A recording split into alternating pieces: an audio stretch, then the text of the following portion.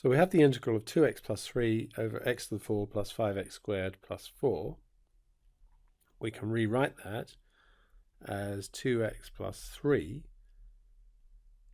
over x squared plus 4, x squared plus 1. And so if we look at the partial fractions there, we've got 2x plus 3 over x squared plus 4, x squared plus 1. And we can rewrite that as ax plus b over x squared plus 4 plus cx plus d over x squared plus 1.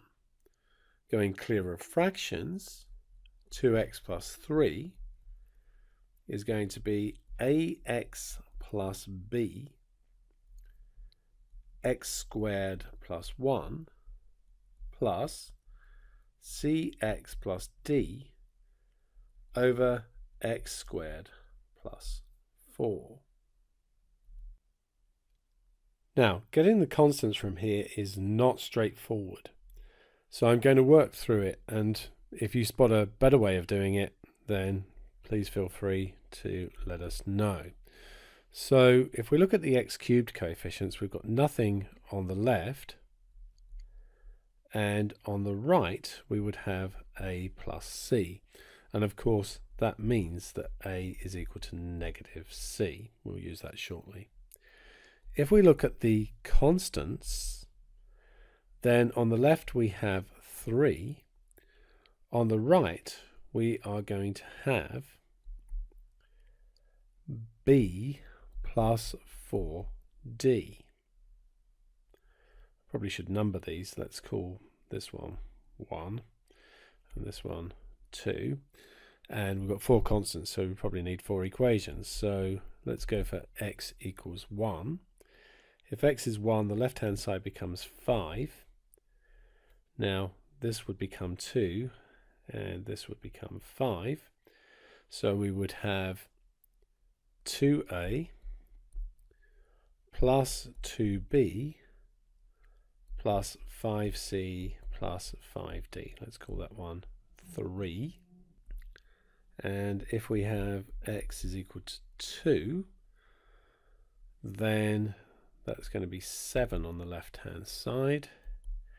And then if that's 2, this one will become 5, and this one will become 8. And so we'd have 2a, so that's 5, so we'll have 10a and 5 b's and 16 c's and 8 d's. So that's 4. And what I'm going to do is use 1 in equation 3.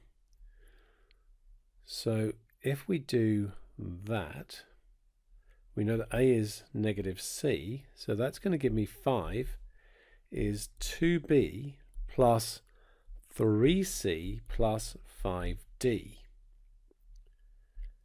And if I then use 1 in 4, hopefully you see what's happened there is that the a, each a is a negative c, so by substituting in that a is negative c, we've got rid of 2 of the c's from there. We'll do the same sort of thing here. We'll get 7 is, those 10 a's will become negative 10 c's. So I'm going to have 5b plus 6c plus 8d. Now, if I multiply the top of those equations, which we could call number 5, let's call them 5 and 6. So if I do 5 times 2, I'm going to get 10 is equal to 4b plus 6c plus 10d, and then the other one of those equations was this one. 7 is 5b plus 6c plus 8d. And then if we subtract, we get 3 is negative b plus 2d. And of course, equation 2 was that 3 was equal to b plus 4d. So if we add those, we get 6 is equal to 6d, which means d is equal to 1. And if d is equal to 1, going back here, 3 is equal to b plus 4 tells us that b is equal to negative 1.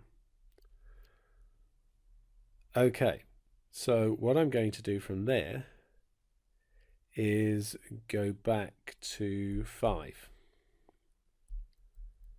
So 5 then gives that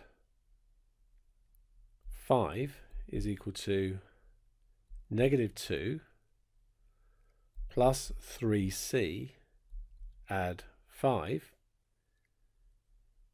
and that gives me that 5 is equal to 3 plus 3c. 3c equals 2, so c is 2/3, and then from here we know that a is negative 2/3.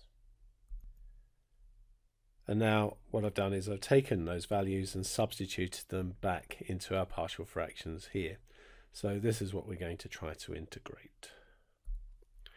So we have the integral of negative 2/3 x over x squared plus 4. Take away the integral of 1 over x squared plus 4.